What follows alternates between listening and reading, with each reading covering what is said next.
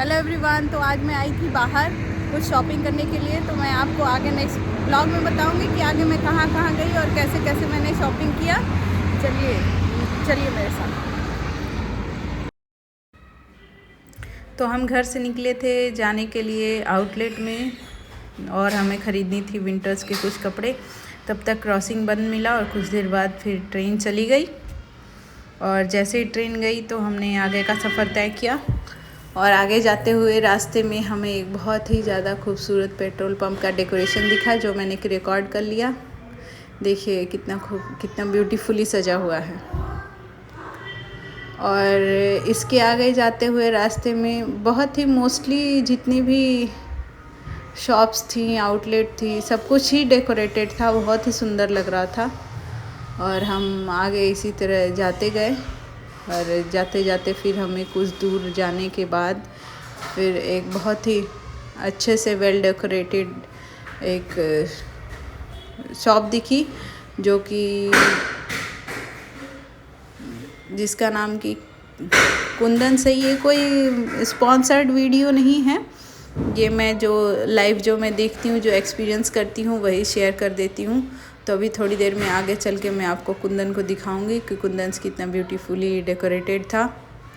देखिए, बस ये आने वाला ही है कुंदन। देखिए कुंदन को डेकोरेट किया हुआ है बहुत ही सुंदर तरीके से। देखिए ये है कुंदन। और यहाँ पे भी रश थी। फिर हम आगे गए, आगे मोगा में भी बहुत ज़्यादा भीड़ थी।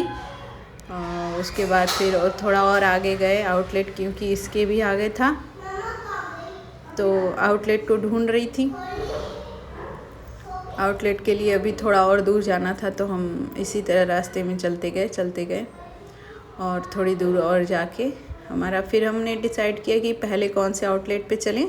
तो हम पहले गए रेड चीफ के आउटलेट पे, क्योंकि वो सबसे ज़्यादा हमारे नियरेस्ट था। तो हमने डिसाइड किया फिर रेड चीफ में पहले हम एक्सप्लोर कर लेते हैं, उसके बाद फिर दूसरी जगह जाएंगे। रेड चीफ के बगल में ही इमेज है और भी कई सारे हैं। तो चलिए, ये हमारा आ गया है रेड चीफ।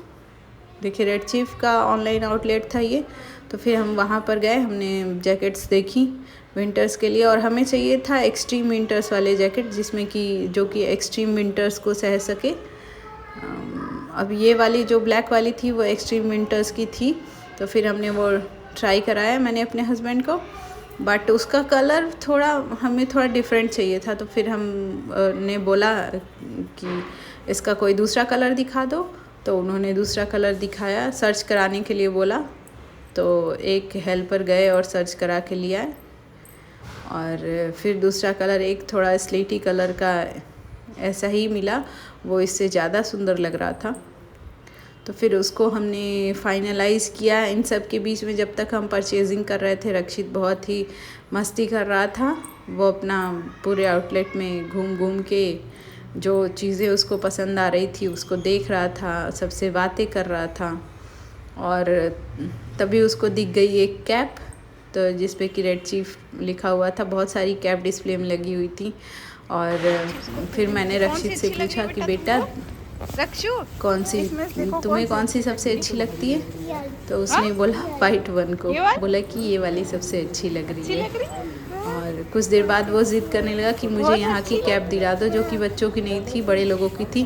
फिर हमने उसको बड़ी मुश्किल से समझाया कि ये छोटे लोगों की नहीं है, ये बड़े लोगों की है, जब तुम बड़े हो जाओगे तब तुम्हें दिलाएंगे।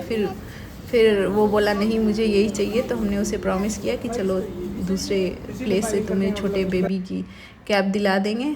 तब तक उसे स्टूल मिल गया, जिस पर चढ़ के वो लोग अपने सेल्फ से चीज़ें उतारते हैं, वो उस पर जाकर बैठ के खेलने लगा।